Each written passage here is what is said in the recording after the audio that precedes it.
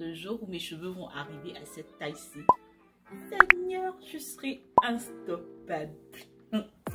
Anyway, bon, je sais que depuis mes histoires depuis encore, ça fait quand même un petit bail. Donc là, je suis de retour, ok? Vous allez me pardonner parce que franchement, c'était l'été, vous savez, entre déménagement, boulot et voyage.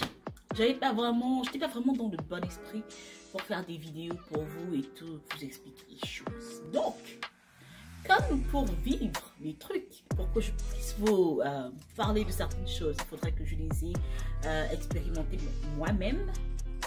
Ben, je suis de retour de voyage. J'étais en Afrique, au Cameroun. À tous les nouveaux membres de la famille, nos nouveaux abonnés, Fluffy et moi espérons que vous vous sentez à la maison et surtout que vous vous sentez à l'aise parmi nous. Et si c'est la première fois que vous découvrez mon visage, je m'appelle Suzy. Elle, c'est Fluffy. Je sais, elle est super belle en ce moment. Franchement, l'Afrique, ça lui a réussi, quoi. Donc, moi, c'est Suzy. Elle, c'est Fluffy. Et sur cette chaîne, on parle de cheveux naturels. On parle de perte de poids. Nous faisons des vidéos réactions. On réagit aux vidéos d'autres youtubeurs. Et nous donnons des conseils à ceux qui en ont besoin. Et si vous aimez ce genre de contenu, allez-y, mettez un grand pouce bleu, likez, commentez et surtout, n'oubliez surtout pas votre cloche de notification. Allez, on y va pour le sujet d'aujourd'hui. Je reviens d'un voyage super enrichissant et aussi très eye-opening. Je suis très vite redescendue sur Terre après être arrivée à la conclusion suivante, qui ne va d'ailleurs pas plaire à tout le monde, mais bon, ainsi va la vie. Les femmes camerounaises s'en foutent des cheveux naturels.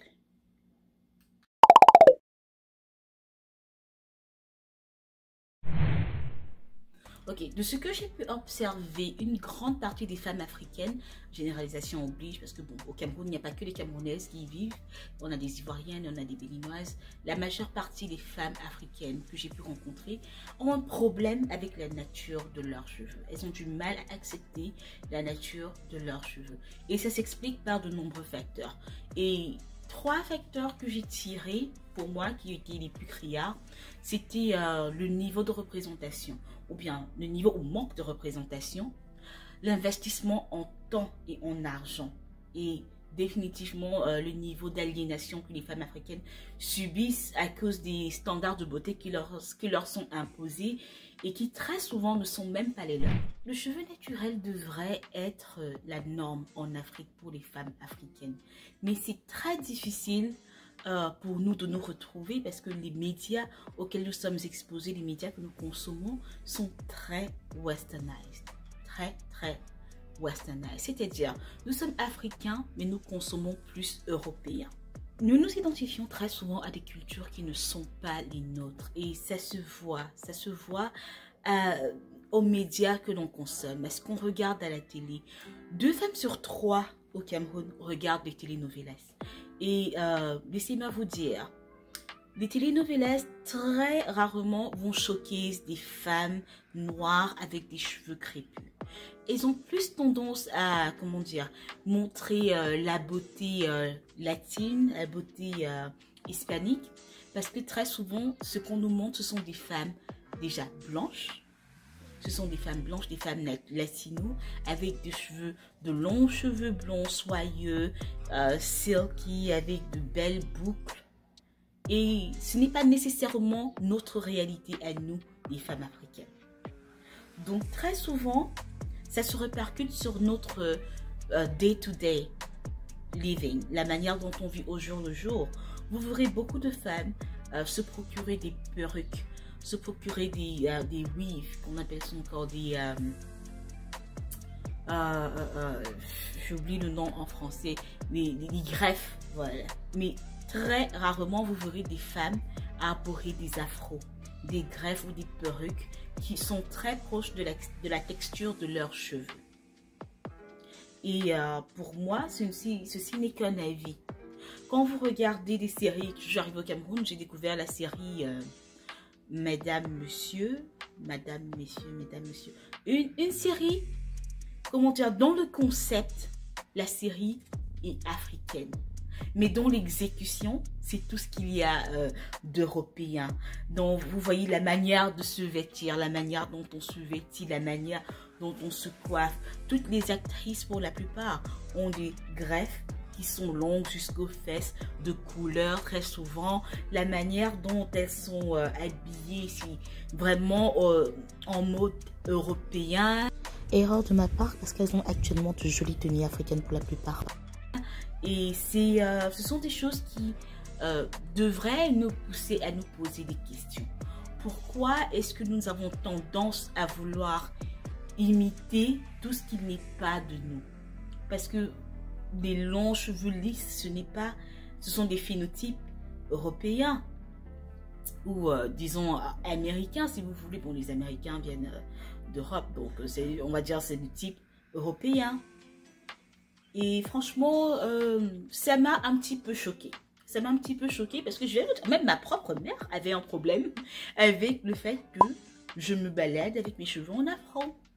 Et pourtant, ça ne devrait pas susciter ni créer des émotions parce que c'est ce qui est de nous. Nous naissons avec ces cheveux. C'est comme ça, on n'a pas inventé. La même manière dont nous naissons avec nos cheveux, c'est de cette même manière que les femmes latinos, les femmes blanches naissent avec leurs cheveux. Mais d'où vient-il que nous, les femmes noires, avons un problème avec ce qui est de nous? Ça revient encore à ce que je disais, parlons de représentation. Le plus nous verrons de femmes qui ont des afros, qui en prennent soin, le plus les femmes camerounaises, je pense, seront, comment dire, attirées. Elles seront attirées, elles voudront prendre soin de leurs cheveux. Elles voudront apprendre à prendre soin de leurs cheveux. Ça, c'est un point et je pense que ça devrait être la solution et ça devrait parler à toute femme qui est née avec ses cheveux de la sorte.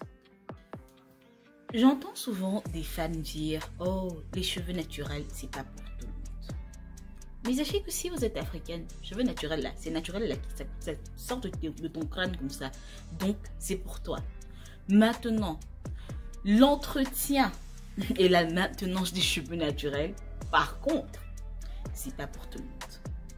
C'est vrai que j'ai parlé des greffes, des cheveux défrisés, des cheveux lisses, mais la vérité est que avoir des cheveux naturels, ça demande un investissement en temps et parfois en argent. Je vais vous dire pourquoi parfois.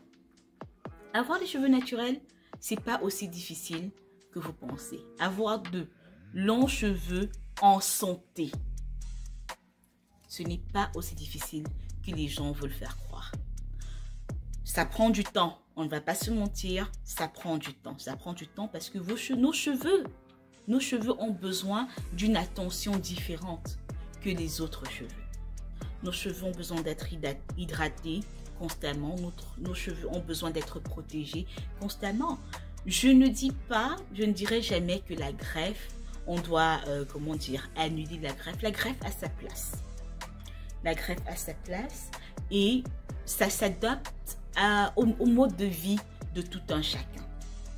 Donc je ne dirai jamais que la greffe c'est oh le diable, au diable la greffe, brûlons toutes nos greffes. Non, je ne dirai jamais. Parce que la greffe a sa place. Mais la greffe ne devrait pas être la première option pour nous. Nous ne devrons pas traiter la greffe comme si ce sont nos cheveux. Parce qu'en dessous de cette greffe, vous avez vos cheveux naturels. Vous devez toujours les entretenir. Donc, ce que je veux vous faire comprendre, c'est ceci. Oui, ça prend du temps pour faire les cheveux, tout ça. Mais ça n'a pas besoin d'être comme ça.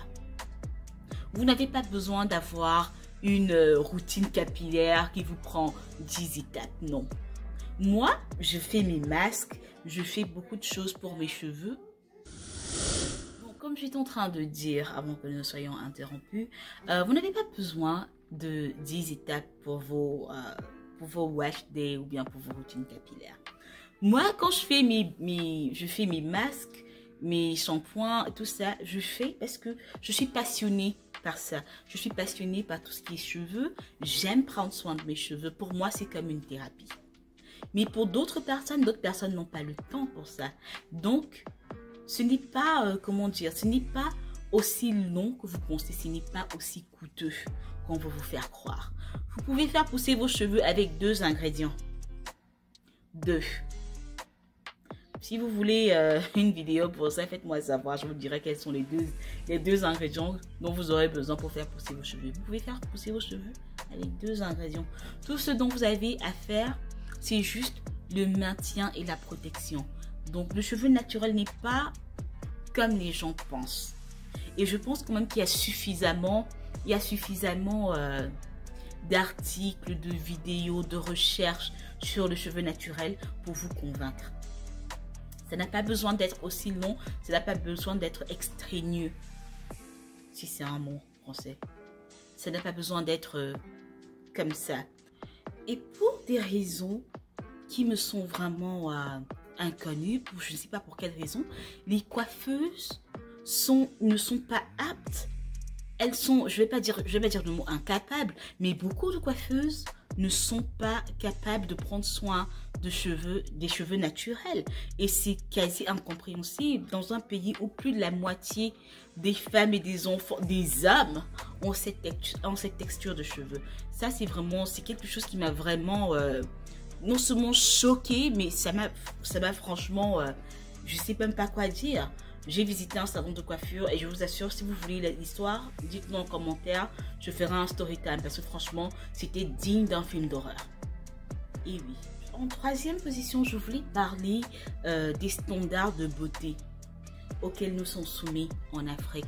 Mais ça reviendrait encore à notre premier problème qui est un problème de représentation.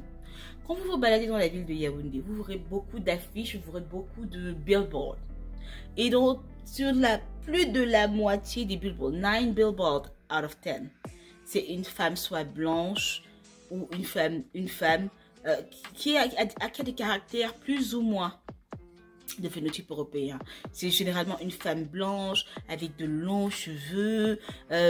Si c'est pas ça, c'est une femme noire avec une longue greffe ou bien des cheveux bien curly là. Ce n'est pratiquement jamais la maman de quartier qui a des cheveux crépus là, notre anti-yo-yo, c'est jamais elle.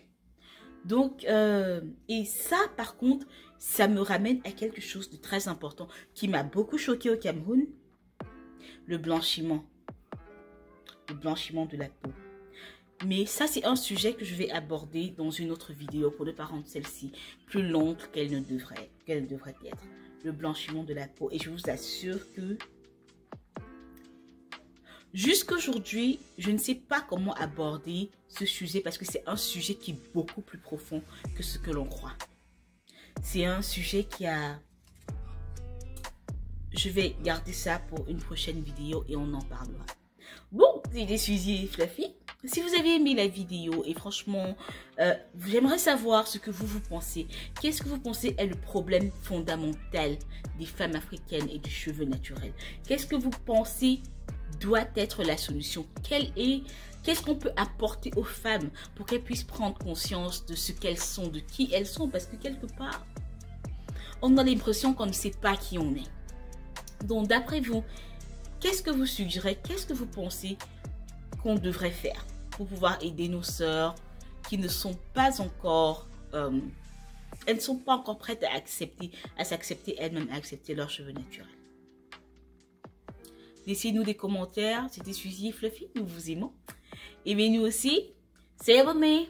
Gang, gang, gang, gang. Et on se retrouve dans la prochaine vidéo. Allez, bisous. N'oubliez surtout pas de vous abonner, de liker et de commenter. Bye bye.